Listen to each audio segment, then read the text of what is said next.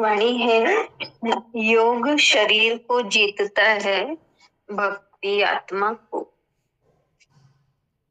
स्पष्ट है वाणी कि योग से हम शरीर का स्वास्थ्य प्राप्त कर सकते हैं, शरीर को मजबूत बना सकते हैं, लेकिन भक्ति से हम आत्मा को पा सकते हैं। योग भक्ति में ही वो शक्ति है जो आत्मा शरीर को चला रही है, उस जो सब में गति दे रही है, उस आत्मा को हम जान भी सकते हैं और उस आत्म भाव में हम स्थित भी हो सकते हैं। तो भक्ति से ही हम अपने वास्तविक स्वरूप को जान सकते हैं। तो जैसे योग रोज करना है शरीर के लिए, वैसे ही जो नियमित भक्ति करता है वो अपने आत्म स्वरूप को पा लेता है। दूसरी है भक्ति शून्यता देती है, यानी भक्ति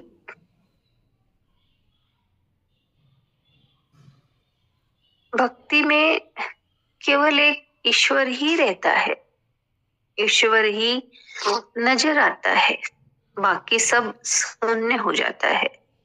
जो संसार के विचार है, भाव है, वो उनसे शून्य कर देती है भक्ति। जैसे चलने से हम गेहूं छाने तो कचरा नीचे गिर जाता है और केवल गेहूं रहते हैं। उसी तरह भक्ति करते हैं तो हमारे जो संसार के निरर्थक विचार भाव है वो खाली हो जाते हैं, उनसे हम शून्य हो जाते हैं और केवल एक परमात्मा का भाव भीतर रहता है। दूसरा और है समर्पण ही सिद्धि है। तो यही है कि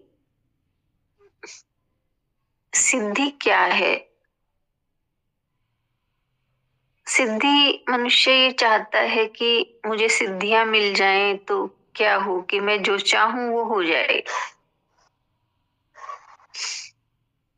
वो सब काम पूरे हो जाए जैसा मैं चाहूं। तो गुरुदेव कहते हैं कि समर्पण ही सिद्धि है।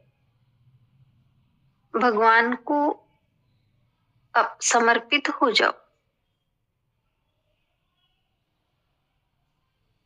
तो फिर जो भगवान कहे वैसा हम करें, तो फिर अवस्था होती है कि फिर हम जो चाहते हैं वैसा होता है। पहले भगवान जो चाहे वैसा करे, फिर गुरुदेव कहते हैं कि फिर तुम जो चाहो वैसा हो, वैसा होता है। इसलिए ये कहा कि समर्पण कर दो। भगवान के हम समर्पित हो जाते हैं तो अपने आप ही सिद्धि, समर्पण ही सिद्धि है। ऐसा ही समझ में आया। हरिओम। बहुत गहरे गहरे भाव मिले, सुंदर।